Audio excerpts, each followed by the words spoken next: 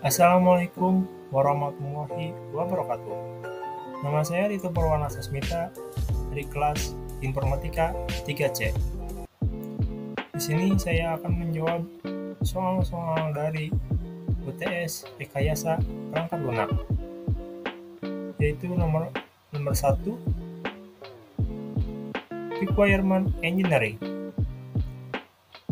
Requirement Engineering adalah suatu proses yang sistematis dan disiplin untuk mendefinisikan, merinci, dan mengelola persyaratan perangkat lunak selama siklus pengembangan. Proses ini sangat penting dalam pengembangan perangkat lunak karena memastikan bahwa sistem yang dikembangkan memenuhi kebutuhan dan harapan pemangku kepentingan atau stakeholder. Requirement Engineering memiliki 7 tahapan, yaitu Inception, Elicitation, Elaboration, Negotiation, Specification, Validation, dan Management. Beberapa tahapan ini dapat terjadi secara paralel, dan semua disesuaikan dengan kebutuhan proyek. Studi kasus Requirement Engineering. Tahapan proses requirement engineering bila diterapkan di home industry mama masak. Yang pertama yaitu inception. Pada tahapan ini, kita dapat mengidentifikasi tujuan bisnis dari home industry mama masak. Menilai apakah home industry mama masak fokus pada makanan basah, makanan kering, ataupun keduanya. Lalu menentukan target pasar dan saingan di wilayah target pasar mama masak. Yang kedua yaitu elicitation. Berdiskusi dengan pemilik untuk mengetahui apa saja kebutuhan bisnis dari home industry mama masak. Melakukan survei ke pelanggan untuk memahami preferensi dan harapan mereka mengenai produk yang dibuat oleh home industry mama masak. Yang ketiga yaitu elaboration. Pada tahap ini, kita dapat mengambil secara garis besar apa yang diinginkan oleh pemilik dari home industry mama masak. Dalam kasus ini, kita dapat menyusun daftar menu dan menentukan bahan baku yang diperlukan. Menentukan sistem pembayaran yang diinginkan oleh pemilik home industry mama masak. Yang keempat yaitu negotiation. Pada tahap ini, kita bisa bernegosiasi mengenai persyaratan spesifik seperti waktu, operasional, dan harga produk. Kita juga harus dapat berkomitmen pada keputusan yang akan diambil. Yang kelima yaitu specification. Pada tahap ini, kita dapat menyusun dokumen spesifikasi yang mencakup daftar menu, kebijakan harga, dan metode pembayaran. Menetapkan persyaratan untuk stok dan inventarisasi. Menjelaskan kebutuhan untuk sistem pembukuan dan pelaporan. Validation atau yang keenam. Pada tahap ini, kita harus memastikan bahwa dokumen kebutuhan sesuai dengan visi dan harapan pemilik.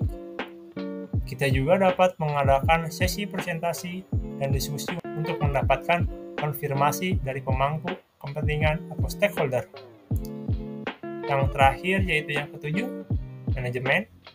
Pada tahap ini, kita dapat merekam dan mengevaluasi perubahan dalam menu, harga, atau proses operasional, menyusun prosedur untuk mengelola perubahan yang diterima.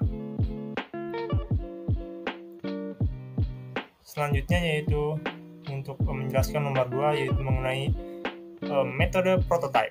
Metode prototype adalah teknik pengembangan sistem yang menggunakan prototype untuk menggambarkan sistem sehingga klien atau pemilik sistem mempunyai gambaran jelas pada sistem yang akan dibangun oleh tim pengembang. Contoh kasus yang mengimplementasi prinsip metode prototype yaitu di sini sistem informasi perpustakaan. Identifikasi kebutuhan awal, perpustakaan dan pengguna sistem berpartisipasi dalam sesi wawancara untuk mengidentifikasi kebutuhan awal sistem perpustakaan. Pembuatan prototipe awal, berdasarkan hasil identifikasi kebutuhan awal, pengembang membangun prototipe sederhana dari antarmuka, pengguna, dan beberapa fitur dasar. Pertemuan evaluasi pertama, pustakawan dan pengguna mengevaluasi prototipe awal. Mereka memberikan masukan terkait antarmuka pengguna, fungsionalitas, dan kebutuhan tambahan. Iterasi prototipe. Berdasarkan umpan balik dari pertemuan evaluasi pertama, pengembang melakukan iterasi pada prototipe, menambahkan fitur atau menambahkan perubahan sesuai kebutuhan. Pertemuan evaluasi kedua, prototipe yang diperbaharui dievaluasi kembali oleh pustakawan dan pengguna. Evaluasi mencakup fungsionalitas baru atau perubahan yang telah diterapkan. Iterasi lanjutan, jika diperlukan, pengembang melakukan iterasi lebih lanjut pada prototipe berdasarkan umpan balik dari pertemuan evaluasi kedua. Validasi dan pemulihan. Setelah beberapa iterasi, prototipe dianggap memadai dan sesuai untuk memulai pengembangan penuh sistem. Metode Agile. Metode Agile adalah metode untuk mengembangkan software melalui beragam proses kecil secara berulang. Metode Agile dianggap membantu seorang developer dalam membuat software sesuai keperluan konsumen secara efisien. Agile juga dianggap lebih fleksibel bila bisa diubah bahkan saat proses pembuatan software sedang berlangsung. Implementasinya yaitu tim pengembang aplikasi mobile. Penentuan produk dan persyaratan. Tim pengembang bekerja pada aplikasi mobile untuk manajemen tugas pribadi. Pertemuan sprint planning. Tim melakukan pertemuan perencanaan sprint untuk menentukan tujuan sprint dan merinci pekerjaan yang akan dilakukan. Sprint pertama, tim mulai bekerja pada iterasi pertama untuk menghasilkan produk yang dapat disajikan. Daily stand-up meetings. Tim melakukan pertemuan harian untuk membahas kemajuan, hambatan, dan rencana kerja selama sprint. Iterasi dan penyesuaian. Tim terus melakukan iterasi, mengambil umpan balik, dan melakukan penyesuaian berdasarkan pengalaman sebelumnya. Pengiriman incremental. Setelah beberapa sprint, tim menghasilkan versi produk yang dapat disajikan. Feedback pelanggan. Produk yang dikirim diuji oleh pengguna akhir untuk mendapatkan umpan balik. Pengembangan berkelanjutan. Setelah rilis pertama, tim terus mengembangkan dan meningkatkan aplikasi berdasarkan umpan balik pengguna dan perubahan kebutuhan. Yang terakhir yaitu metode waterfall. Metode waterfall adalah model pengembangan software yang seperti dianalogikan seperti air terjun, di mana tiap tahapannya dikerjakan secara berurutan, dari atas ke bawah. Ada 5 tahapan metode waterfall, yaitu requirement, analysis, design, implementation, testing, dan maintenance. Ini yaitu implementasinya. Pengembangan sistem manajemen inventaris. Yang pertama, analisis kebutuhan. Sebuah organisasi memutuskan untuk mengembangkan sistem manajemen inventaris untuk mengolah persediaan mereka. Yang kedua, perancangan. Setelah persyaratan dikonfirmasi, tim perancangan memulai merancang arsitektur dan struktur sistem. Yang ketiga, implementasi atau coding. Berdasarkan rancangan, tim pengembang mulai mengimplementasi sistem menggunakan bahasa pemrograman yang telah ditentukan. Pengujian. Setelah implementasi selesai, tim pengujian memverifikasi bahwa sistem berfungsi sesuai dengan spesifikasi.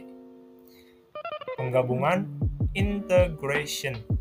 Setelah pengujian, semua komponen sistem diintegrasikan menjadi satu kesatuan. Implementasi dan pemeliharaan. Setelah pengujian dan integrasi selesai, sistem diimplementasikan secara penuh dan siap untuk digunakan. Penyerahan dan dukungan pengguna, sistem diserahkan kepada pengguna akhir dan tim dukungan diberikan untuk membantu dengan pertanyaan atau masalah.